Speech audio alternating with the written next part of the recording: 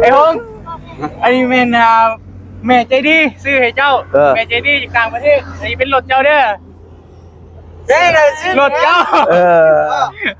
บ่ได้ผ่านเลยบ่ได้ผ่านเลย พันเด้รถเจ้ายิบเบิ่งตัวเองดูหันยักหันบ่ได้พันคอยมาก็คอยบ่ได้เคยว่าสิมาอาละวาดนะเพราะว่าจะได้ลูกได้ผัวแล้วก็เอาไปเจ้ามักเจ้าอยากได้เจ้าเอาเอาแล้วก็คันว่าผัวแล้วเข้าใจแล้วคอยจะเว้านำเล่าอย่างนี้เบิ่งลูกช่วยกันเด้อคอยบ่ขาบ่ตีได้มีแต่คอยเว้าแบบสบายๆเบิ่งลูกช่วยกันเด้อเลี้ยงช่วยกันได้มันใหญ่คอยก็ไปตามใจของคอยเจ้าก็ไปตามใจเจ้าเลยบ้านรถทีมใหญ่พวกลูกมาดิได้ยินบ่เจ้าเอาเด้อ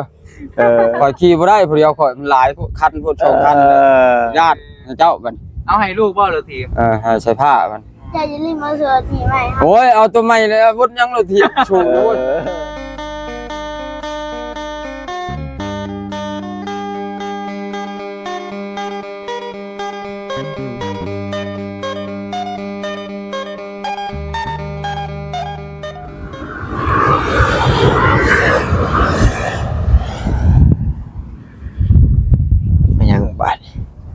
ให้ก็ไข่นกเนาะเฮ็ด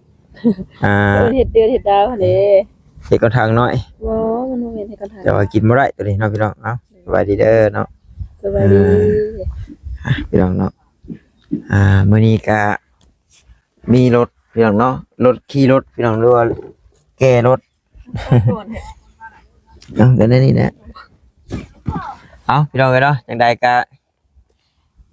ขอกราบทักทายสบายดีเด้อพี่น้องเด้อเนาะ FC กันเบิดสุขุสู่คนบ่ว่าอยู่ทางฝั่งลาวฝั่งไทยหรือว่าทางต่างประเทศนํเนาะก็ยินดีต้อนรับเข้าสู่ช่องของบ่าวตาบ้านเฮาคือเก่าพี่น้องเอ้ยมื้อนี้ก็แหละพี่น้องเนาะมีรถจากแกมาบ้านแกมาเฮือนน้องสายฟ้ามาลุ้นกันพี่น้องเอ้ยเนาะว่าสิเป็นของน้องสายฟ้าบ่หรือเป็นของพ่อเพิ่นแต่ว่าบอต้าก็ฮู้แล้วละพี่น้องเนาะฮู้แล้วละว่าเป็นของไผนะเพราะว่าน้องบุญทวีน้องสายฟ้านี่ก็บ่ทันมีรถจักรไส้นะพอน้องเราก็บ่ทันมีรถจักรไส้พี่น้องเนาะแต่ว่าบอต้านี่ฮู้แล้วพี่น้องเนาะฮู้แล้วเพราะว่าอยากให้ FC นะลองทายในใจเบิ่งพี่น้องเนาะว่าสิถือบ่อันนี้นั่นเป็นทางเบาบี้เด้อพี่น้องเด้อเนาะทางน้องบี้เพิ่นหาแล้วก็หาเบาต้าแกขึ้นมาให้แน่ว่าซั่นเฮามีรถจักรเนาะสิมาเซอร์ไพรส์อยู่ทางบ้านทางเฮือนน้องสายฟ้าเพิ่นว่าซั่นเนาะอ้ายสะดวกอยู่บ่ว่าซั่นบ่ยากดอกเนาะพี่น้องเนาะขอเพียงแต่ว่ามีเวียกมีงานตัวใดพอหากันได้ตัวใดพอช่วยกันได้ก็ช่วยไปพี่น้องเอ้ยนี่ก็เลยได้อยู่น้องเอ้ยว่าเนาะแกขึ้นมาพี่น้องเนาะเป็นรถโคลาวพี่น้องเนาะเป็นรถโคลาวถามว่าสภาพใหม่บ่พี่น้องเนาะก็เก่าเพิ่นแต่ว่าใหม่เฮานะใหม่คันใหม่สำหรับผู้ที่ได้ใหม่เนาะพอได้ขี่น้ำให้น้ำหน้าพอได้ใส่เวียกใส่งานพี่น้องเอ้ยแต่ว่าถ้าให้เทียบกับรถไฟฟ้าเนี่ยโอ้ยตัวนี้กินขาดเลยแหละพี่น้องเนาะรถจักรนี่รถจักรนี่มันลุยได้นะพี่น้องเนาะไปขี่ต้มขี่พุ่งเลยก็แลนไว้ได้กลัวแต่ก็ตัวใดมันเพมันอย่างเฮาก็สอบมันก็ค่อนข้างที่ว่านี่กลัวนะรถจักรรถถีบไฟฟ้านี่ปอต้าเคยรถลานนะพี่น้องเนาะเคยซื้อโอ้ยฝนตกบ่ยังป๊บอึกโตน้ำโตในบ่ได้บ่เหมาะในการแบบใช้ลุยบ่นะแต่ว่าขี่ได้ท้องตลาดน้ำถนนทางใหญ่เหมาะอยู่ตัวนั้นเนาะแต่ว่าชาวไร่ชาวนาเฮาแบบนี้แหละหรือว่าขี่ไปลาไปการยามพาลงฝนตกเลยลองรุ่นในใจเบิ่งเนาะว่าสิเป็นของน้องบุญทวีน้องสายฟ้าหรือว่าของพ่อเพิ่นเนาะแต่บ่ตาฮู้แล้วพี่น้องเนาะป้าจะชันเลยเฮ็ดเข้าไปหาพ่อเพิ่นก่อนพี่น้องเนาะเข้าไปหาพ่อกับน้องก่อนพากันขุดจะขุดหัวขุดสวนเพิ่นอยู่ระวังอะไรกระปูลายด้วยนี่บ่ได้ถอนเด้โอ้ขอยแนมแบบแรกข่อยว่าหัวละลูกอันนี้ได้ป่ะ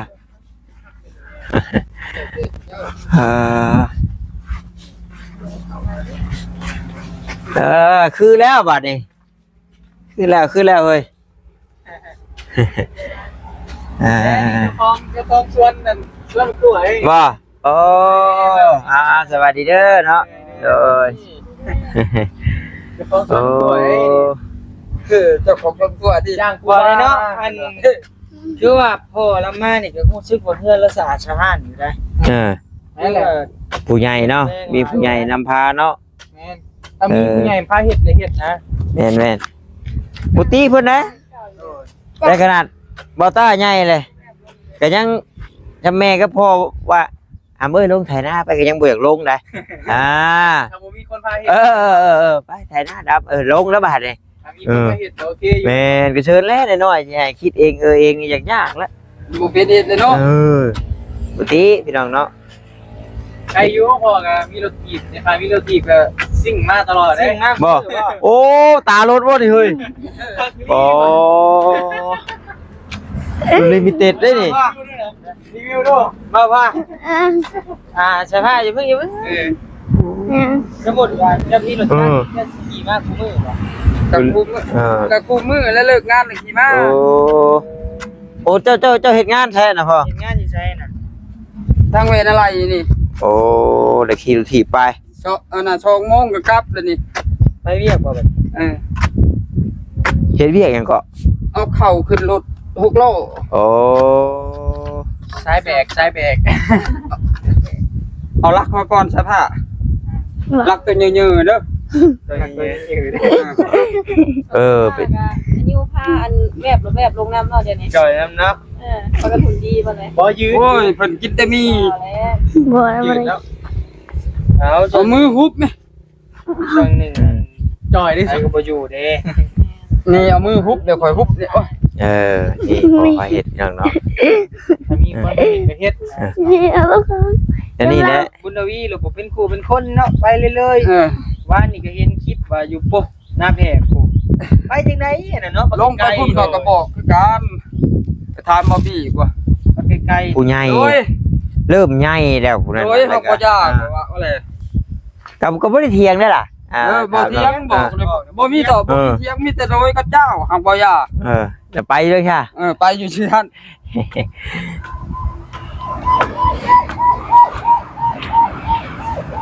ไหน เดี๋ยวเบิดช่วงอยากลิ้นพุ่นละ ๆ จำสิ ดอกช่วงวัดอย่างนี้ บ่ มันบ่ถอยเด้ จำสิบ่ทันล คั ง นว่า ก่อน บ่อันนั้นพุ่น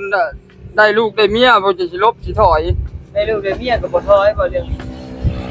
ว่าบ่ได้อันนั้นมันก็ถอยก็มีมันมีแม่ผมเฮ็ดดิ อยู่กับคนบุคคลคนนั้นนะ แม่ผมเฮ็ด ก็ ได้ เรื่อง ตัว ลิ้ นั้น นแห่งม่วนแห่งมัน บ่เรื่องใจนะ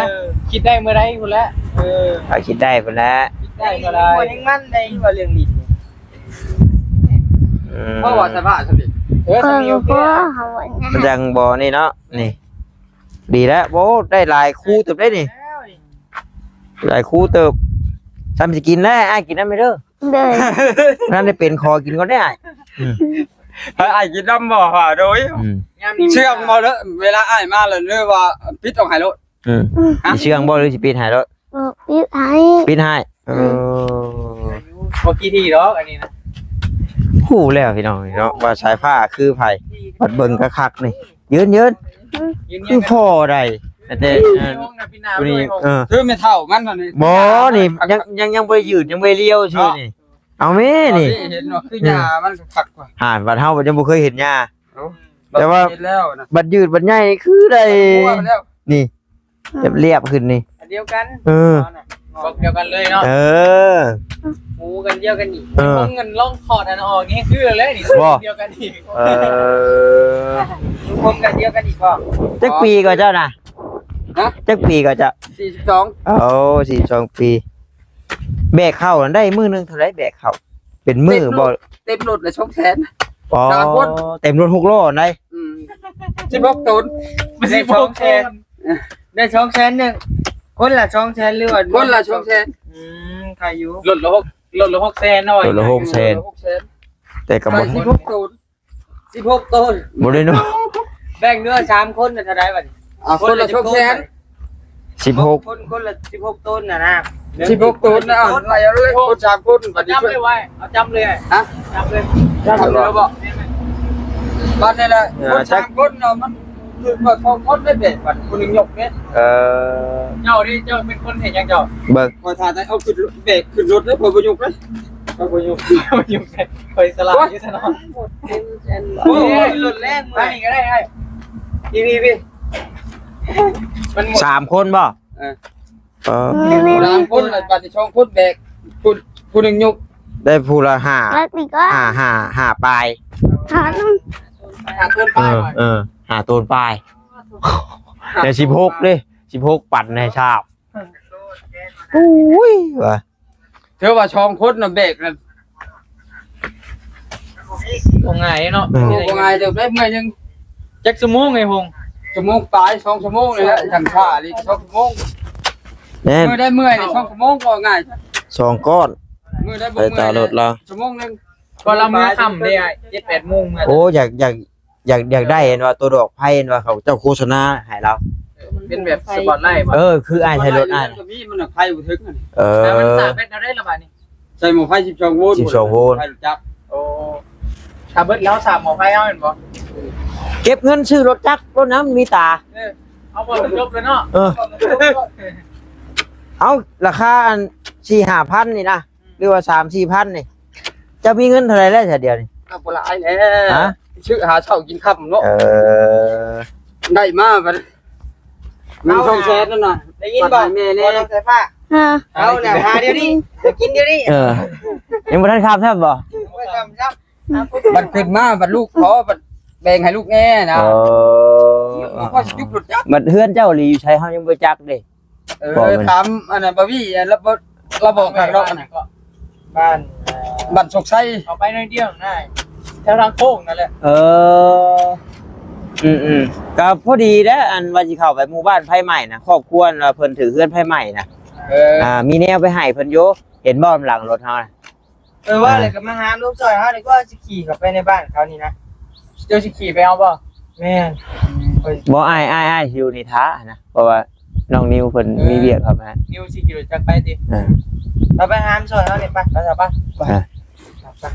โอ้เนาะทำพอเราได้รถจักรเนี่ยโอ้คักก็แล้วนี่พี่น้องคือว่าแล้วยังบ่ฮอดมื้อพี่น้องเอ้ยเนาะยังบ่ฮอดมื้อ จิ้ว โอ้หมดแล้วไฟหลาย ใส่ผ้าซื้อรถโฮมเงินซื้อรถให้พ่อแน่ อันพอใช่ไหมเจ้าขี่รถจักรเป็นบ่ เห็น โปรโมชั่นเขาให้เจ้าขี่เข้าไปเด้อเลยเขาจะขี่รถใหญ่น้ำก้นก็ได้ อยากไปเซอร์ไพรส์เพิ่นเนาะ เขาสิเฮ็ดเซอร์ไพรส์เพิ่นหั่นนะ ได้บ่เป็นยัง ครับได้อยู่ที่ ได้ เซียนอยู่ที่ ก็บอกว่าสิเชียดนี่พอไปได้ ยังบ่ฮอดเป็นผู้โชคดีอยู่ หักไปได้ ให้มันฮอดผู้โชคดีได้ ฮอดทางฮอดไปได้ ไปเซอร์ไพรส์ คือว่าใส่ผ้าพอชอดมาพี่น้องเนาะ ใช่ผ้าอะไรขี่ไปให้ โอ้ยตายยังสิไปเวียกต่อไว้ตา ไปแล้วเนาะเฮือนน้อยๆพุ่นแหละเลยว่าห้อยให้มาชงอยู่นี่ได้ป่ะ เข้าเฮือนบ่อนไผใหม่อันติ แม่น คือหลังไหนเด้เนาะฮู้ดอกปล่อยเข้าไปแล้ว ข่อยแห้งกระเต็กบ่เคยเข้าไปนี่มีแต่เพิ่นนี่แหละ เสื้อผ้า เอาแม่ โดยแลนไป ไปเอาไป เออ เสื้อผ้ามาพี่สิบอก เนี่ย เอาจ่าชูกับไผน้ำมันนี่เด้อเนาะมาโทษเด้อ จิ้มนี่ โอ้ สิบลูกยังล่ะบัดนี้ ไม่ต้องใช้ผ้าได้ตามให้เจ้า อย่า ก่อนเด้อย่ามันขาด มาโอ้นี่บ่ชิมกันเมื่อกี้นี่นะเอาหืดกับเล็กกับไฟนี่ เอาใส่ถุงบ่ได้ แม่ มาอันให้อันเอื้อยจับให้ก็ได้มาหมดแรงไฟหลายแท้ใส่ผ้า ไฟเลย เอานี่ พี่พงอยากได้บ่นี่ไงได้บ่ จะได้จ้ะจะได้ลงจากนี้โอ้ยผมมีเงินชื่ออยากได้แล้วถ้าอยากได้ ค นะ รับก็เห็นนั่น พงเดี๋ยวให้ โอ้ยมีดน เดี๋ยวจำให้ใครเสื้อผ้าใคร ซื้อให้อันตะนุ่มก็5,000นี่แหละเขาซื้อตอนน่ะ จำนี้บ่ มันมีเสือ คอดังแท้เลย เขาได้ บ่ทันได้ โอ้ย ติด ยาก ดัง เล เลย ย โอ้ยดังมากเลยเนี่ยสั่นๆกระดุดมือ บ่ทันได้ติดกระดังเลย ดังโลดสั่นๆกระดุดไปเลยนะ เด้อมาจับเขาบัดนี้เหรอ เดี๋ยวอะไรลงไปใช้ผ้าเจ้าปรุงลง ได้เลยได้เลย มาทางหน้าเอาจับซบโอ้ยเป็นหกนะไอ้พง ปาดบ่เนี่ย ออกมาเลยรถปาดออกมาเลย ย่อเข่าย่อรถจะได้หนัก ใช้ทำกันทำกลางก็ได้ทำกัน ครับก่อนครับก่อน ทำกลางเอา เบิ่งเอาจะให้เจ้าเฮ็ดเบิ่งเป็น ทำกลางข้างในบ่ โดน เฮ้ย เอ้ย ปลาทิมมันมัดใช้ผ้าแก้ซอยพ่อเนี่ย แกะ ไม่เปาะเป็นมันกันเนาะ ไม่เปาะเฮ็ดนะไม่เปาะน่ะ เดี๋ยวหัวใช้ผ้า เป็นมันน้องไส้ น้องชายข่อยไปตัดเลย เวลานักหัวมันจะเป็นมันติดไปเวียกอีกครับ ไม่เปาะเป็นมันแล้ววะเขามาถามหาระบบเขาเด้อยินว่าใช่ปะ โอ้จะหน่อยได้เวลาขึ้นเข่าบ่ ขึ้น2 โมงพูนขึ้นเขา ได้อยู่ ยันว่าไม่เปาะนะ ได้ อันนี้ เจ้าขี่บังดูขี่เป็นบ่เสียไปให้เขาฮะนะลองเทสมึงก่อนนี่ เท็ด ลองมึงก่อนลองห้อมมึงดู ต้องให้อ้อมแท้เด้อ เราเบิ่ง เปิดเบิ้งกันแจ ยันว่ามี ตัดได้บ่ หาได้อันว่ารถจักรคือหมู่ เฮ้ยได้หยับเนาะนี่ จะยันบ่ สตาร์ทบ่ได้ สตาร์ทเท้า สตาร์ทบ่ได้ เอิ้นโอ้โหบาทเดียวเลยเฮ้ยโอ้ ก่อนใช่ป่ะนะบ่ใช่ป่ะถึงน้ำบ่ใช่ป่ะก่อนใช่ป่ะก่อนใช่ป่ะขึ้น เราบ่ขึ้นใช่ปะ อย่างนี้ ยอมอย่าลอง ไป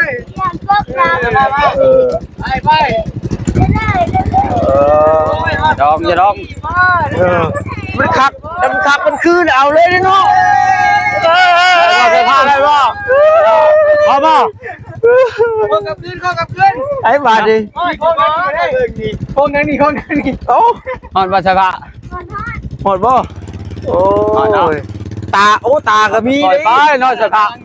โอ้ตาหลอกตาเลี้ยวมีครบ เนาะ เบิ่งลงไป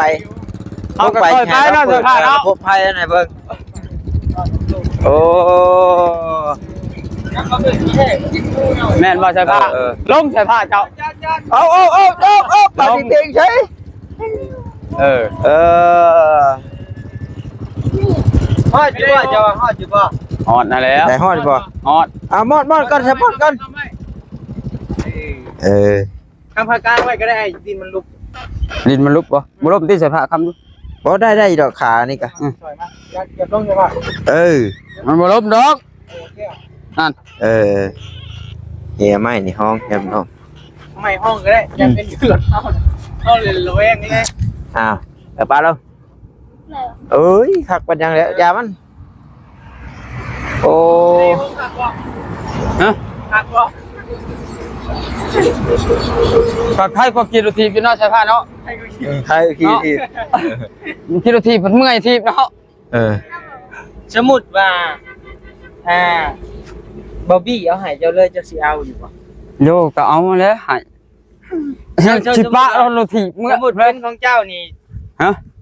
สมมุติว่าเป็นของเจ้านี่จะสิเฮ็ดแนวใด เห็นอะไรจะให้มันงามกว่าเก่าบ่ บ่สมมุติว่าสมมุติเด้อ บอบบี้เอาให้เจ้าซะเอาจะเฮ็ดแนวใดบัด ก็ขี่เมื่ออะไรได้เงินแล้วก็ ได้เงินมาแล้วก็ซื้อเสือมาใส่ โอ้เราใช้เชื่อ ปฏิบัติใหม่ สอบไหมตัวใดมันอันนี้แหละมันกี่ไร่แล้วเอามาเสริม เฮ้ยจัก Honda บ่บ่นี่ โอ้ แม่นบ่ แม่นบ่ อันบ่นโคราชตัวนี่ เนาะ ยังว่า ฮอนด้า ชื่อบ่ได้เบิ่งโอ้ Honda จบเจือนี่น่ะ Honda บ่ เอาหา บ่ได้เบิ่งได้ โด บ่ ย Honda นี่กะนี่โอ้มีแต่ว่าเอาเลยเพิ่นว่า Honda อันนั้นหูมันลึกแบบนี้น่ะมีแต่ว่าลองเบิ่งก็เอามันขัดก็เอาเลย จับอ้ายมันด้วยฮะบาทเดียวเห็นเราหยัดเบิ่งหาบ่ต้าลองด้วยฮะ ปลดเลขมันบ่เด้อ โอ้ เลขมันบ่ได้ พี่น้องเนาะจากฮอนด้าคักดี ก็แค่2ดอกเนี่ย สองดอกว่าฮะ แค่2ดอก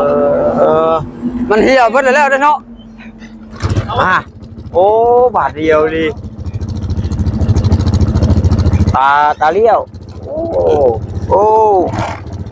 อย่าเห็นน้ำมันได้จนแหลงพนักยับเลย คักพี่น้องเนาะโอ้หน่อยสิบ่ฮอดเพิ่นได้น้ำมันเบิดก่อนได้นี่ ไอ้วงเป็นไง มากอยู่บ่ล่ะ ขอตั้งอะไร ว่ามาพี่หงมาพี่มาพี่เอาไปยังไงไอ้หงอันนี้เป็นแม่ใจดีซื้อให้เจ้าแม่ใจดีจากต่างประเทศอันนี้เป็นรถเจ้าเด้อรถเจ้าบ่ได้ผ่านเลยบ่ได้ผ่านเลยดิ พันเด้รถเจ้า ยิกเบิ่งตัวเองดูหันยักหัน บ่ได้พัน ใช่ เอ้าเป็นยังไง ใช่ ซึ่งว่า ซึ่งบ่ได้จะมาเป็นก่อนเอาบ่นี่ เดี๋ยวมาก่อนแล้วพอไหมเราไหมเลยเอ้า แค่เลยบัดนี้ให้เราทำใจก่อนเดี๋ยวเนาะ ใจก่อน แค่ได้พี่น้องเนาะเคยอยู่ตากันเดี๋ยวเว้าอย่างบ่ออกเลยได้ เฮ้ยนะเป็นอะไร ไป ใจไป ไปใช้ทะเลเซลชวดไป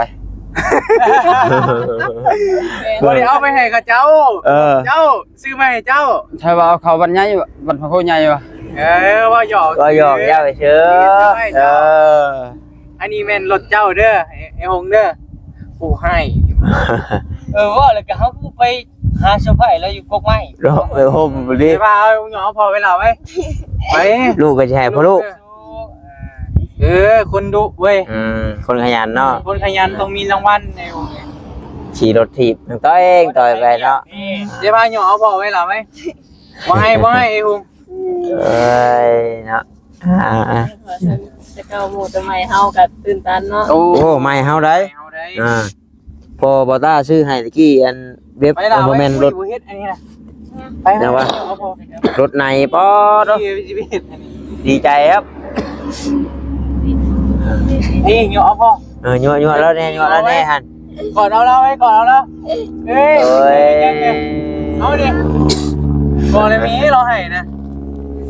เฮ้ยเราได้ป่ะไม่ให้เข้มแข็งให้แบบดีใจดีใจตื่นตันใจไว้พี่น้องยังว่าบ่ได้เลยพี่น้องแบบเฮาคิดใช่ยังก็ตำเบิดนะ โดยมีจะเถื่อนเนาะนั่นแหละ เราอยู่ผู้เดียวใช่ไหมเบิด ชื่อว่าอะไรวะแม่นอยู่ผู้เดียวนี่นั่นมีเรือน2หลังเรือนเมตู้แล้วก็หลังนึงเรือนโมดนี่เรือนหลังเก่าๆยายเพิ่นนี่อยู่เรือนคนเดียวชายโสด หลังจากเลิกรากันเนาะ ด้วยเนาะเอาพ่อไว้ทำไว้คืนอีก ดีใจน้ำพอแล้วก็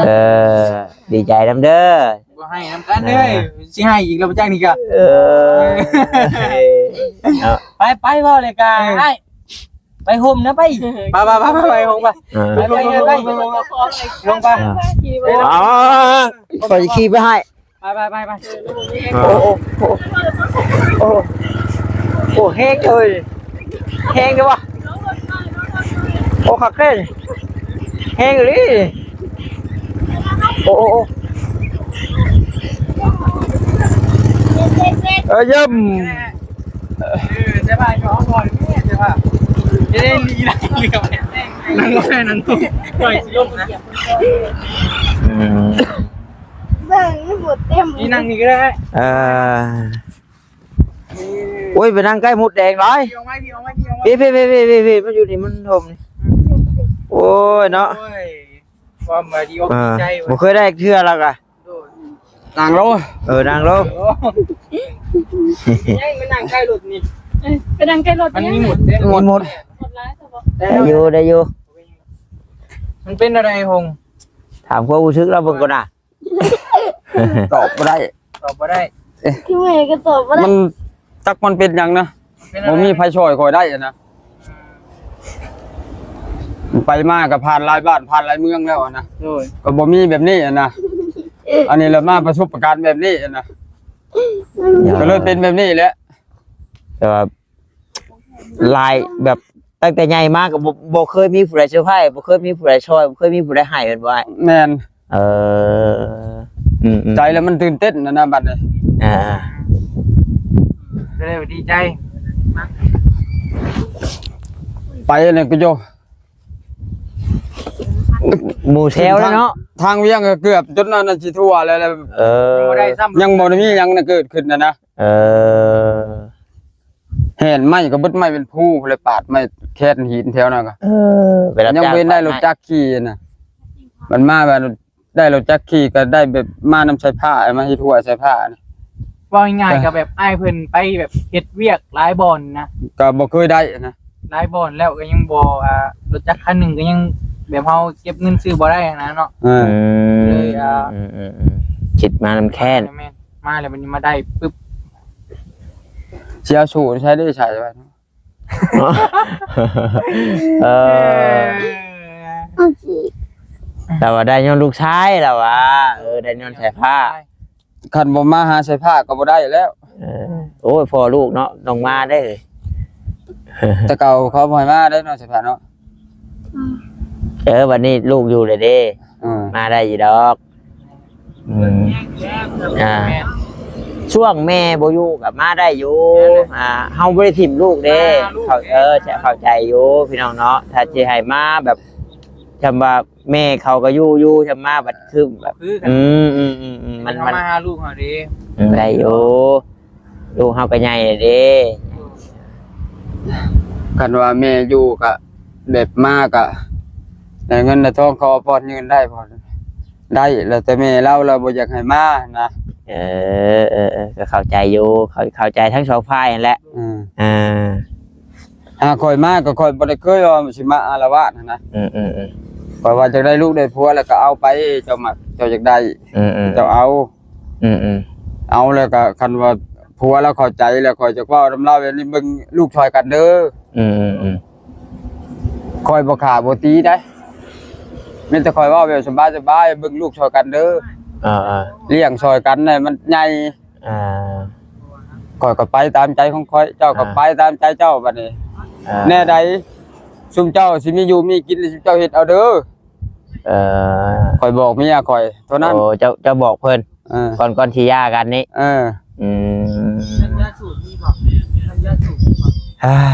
เนาะสุดในห้องเนาะ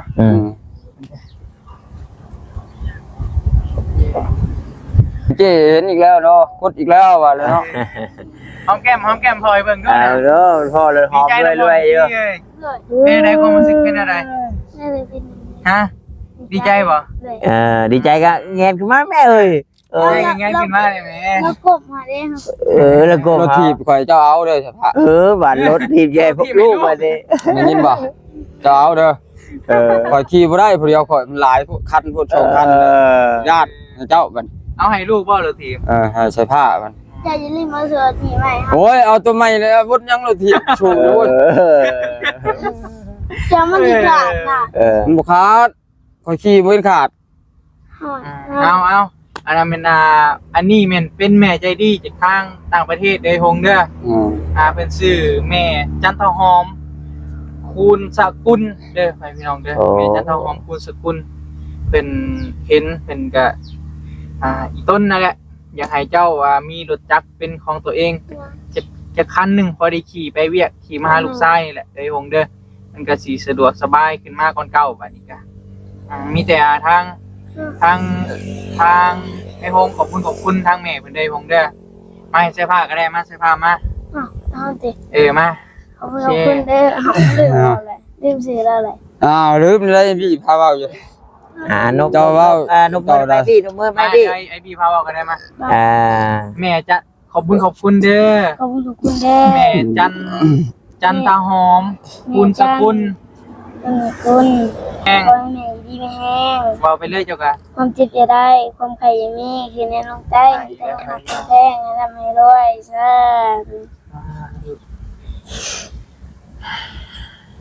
ชิวาเนี่ยเนาะเราก็ว่าบ่ออกนะพี่น้องเนาะคือเราเว้าแล้วไปฮอบที่ฮอดแดนนะไปเหนือลงใต้แล้วไปมาเบิดเลยแถวบอกแถวเวียงเนาะแบกเข้าแบบน้ำก็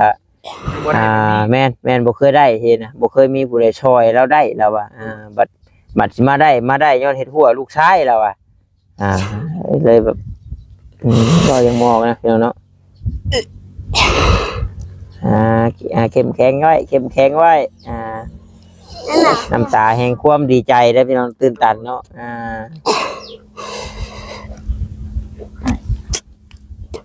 ตาก็ยัวเอาเป็นเว้าลายจังไห้นำเด้อบ่ตาคนขี้หมออยู่ ยอมเอาไว้เอาไว้ อืม หมอแม่ได้ว่า เป็นเอา เออ ขนาดอันนั้นเฮาเนี่ย อ่า เจ้าอันนั้นก่อน นะพี่น้องเนาะ ก็บอก มีแต่บ่ตาและได้จบคลิปปะถ้าเป็นนั่นนี่ โดย ยังให้เด้บ่ตาสู้ๆได้เด้อดีใจนำเนาะที่ได้รถได้ล่างพี่น้องเอ้ยเราบ่เคยได้จักเทื่อแล้วอ่ะมีแต่ได้มาแล้วก็ขี่เพี้ยนเอาและแนวใดมันสิอยู่เฮาโดนเนี่ย ชุดเนาะ ชื่อแล้วเราอิ่มแล้วเราเว้าบ่ได้แล้วมีแต่นั้นๆเด้อน้องพี่เด้อเนาะสบายดีก่อนเนาะให้อ้ายเรา เดี๋ยวตานะเพราะอันนั้นเอาไว้ก่อนก็ได้ อย่างเนาะ ขาดมันบ่หลุด มาไอ้หกมาเฮาขอไม้เจ้าก่อนเอากับจักสีเว้ากับเจ้าจังใดนะ มันยังว่าบ่ได้ นั่นแหละว่าเข้าใจเจ้าอยู่สู้ๆเด้อมื้อนึงเชื่อว่าถ้าเฮาเฮ็ดดีเฮาย่อมได้ดีนะมื้อใดมื้อนึงเพิ่นก็แนมเห็นความดีเฮานั่นนี่แหละเนาะสู้ๆลูกผู้ชาย ไปจ้าพี่น้องกันเนาะไอ้ทางอ้ายแล้วทำใจก่อนโอ้ยเราก็ได้ว่าลายจะให้ได้บ่ตาก็ได้เนาะ